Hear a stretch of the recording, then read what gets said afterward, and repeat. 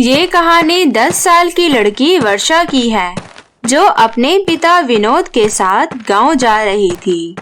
वो दोनों बड़ी बेसब्री से ट्रेन का इंतजार कर रहे थे, लेकिन वर्षा बड़ी हैरानी से अपने आसपास की चीजें और वहाँ पर होने वाली सारी गतिविधियाँ देख रही थी। पिताजी, ट्रेन कब आएगी?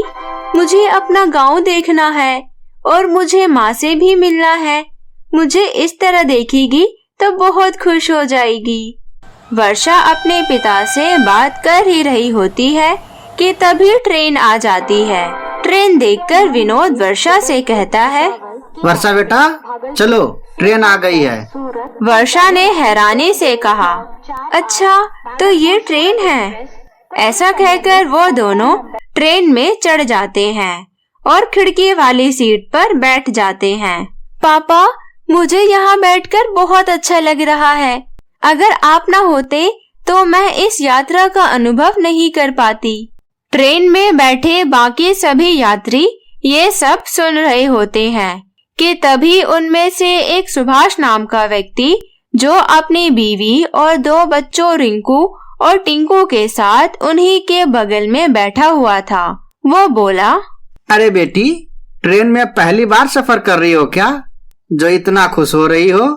वर्षा कुछ बोल पाती उससे पहले उसके पिता विनोद बोल पड़े, हाँ भाई साहब, मेरी बेटी ने इससे पहले कभी यात्रा नहीं की है। ट्रेन को चलता देख वर्षा को बहुत अच्छा लगने लगा और वो खुश होकर ताली बजाने लगी। पिताजी, देखो ना, ट्रेन चल रही है, कितना मजा आ रहा है। वर्षा की ऐसी अजीब हरकत देखकर सुभाष हैरान हो गया और उसके दोनों बच्चे हंसने लगे। तभी सुभाष की पत्नी मधु बोली, लगता है इसका दिमाग अभी भी बच्चों वाला है, या फिर ये दिमागी रूप से बीमार है, तभी ऐसी अजीब हरकतें कर रही है। सभी वर्षा का मजाक उड़ा ही रहे थे कि तभी ट्रेन की स्पीड और तेज हो गई और वर्षा को ट्रेन से बाहर देखकर बहुत ही अजीब लग रहा था। वो पेड़ पौधे और हरियाली देखकर बोली, पिताजी, ये पेड़ पीछे क्यों जा रहे हैं? ये सुनकर ट्रेन में बैठे हुए सभी लोग हंसने लगे। तभी वर्षा के पिता विनोद बोले, बेटा, पेड़ पीछे नहीं जा रहे हैं, वहीं खड़े हैं, हमारी ट्रेन आगे जा रही है। थोड़ी देर बाद जब वर्षा ने खिड़की से बाहर देखा, रुई की तरह सफेद बादल आसमान में उड़ रहे थे। ट्रेन की गति तेज होने के कारण बादल भी पीछे छूट रहे थे। ये सब देखकर वर्षा बोली, पिताजी, ये जो आसमान में रुई जैसा क्या है? यह बादल है।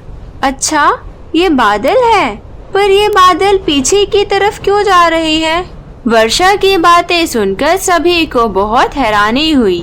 इतने में सुभाष ने बोला, बेटी, तुम ऐसी अजीब बातें क्यों कर रही हो? रुको, मैं तुम्हें समझाता हूँ। पिताजी, रहने दीजिए, इसे कुछ समझ में नहीं आएगा। इसके पास तो दिमाग ही नहीं है। अपनी बेटी वर्षा के बारे में इतना सब सुनकर विनोद से रहा नहीं गया और वो गुस्से से बोला, आप सभी को कभी किसी के बारे में बिना सोचे समझे ऐसी बातें नहीं बोलना चाहिए। अंकल जी, आपको भी ऐसे मंदबुद्धि बच्चे को घर से बाहर नहीं निकालना चाहिए। आप हमें समझाने की बजाय अपनी बेटी को कुछ सिखाओ, इसे तो कुछ भी नहीं पता।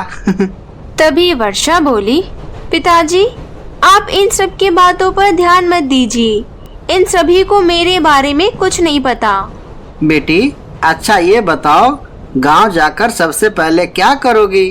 पिताजी, गांव जाकर सबसे पहले मैं माँ से गाजर का हलवा बनाने के लिए बोलूंगी। गाजर का हलवा? अचानक तुम्हारे मन में गाजर का हलवा खाने का विचार कैसे आया? क्योंकि पिताजी, मैंने कुछ दिनों पहले अपने सपने में सुना था कि माँ मुझे गाजर का हलवा खिला रही है। वर्षा की बात सुनकर सुभाष और उनका परिवार और आसपास बैठे सभी लोग जोर जोर से हंसने लगे।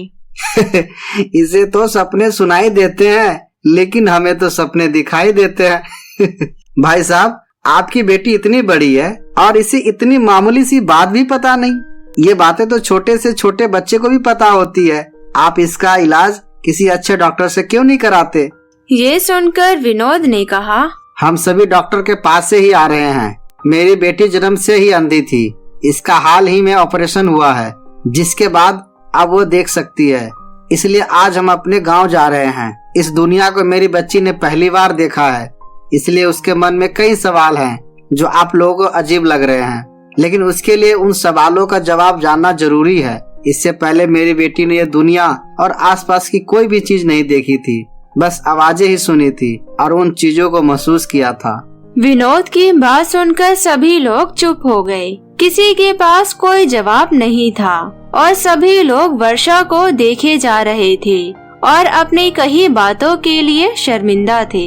दोस्तों, हमें इस कहानी से ये शिक्षा मिलती है कि हमें बिना जानकारी के किसी के बारे में भी कोई भी राय नहीं बनानी चाहिए और ना ही किसी को कुछ भी गलत बोलना चाहिए।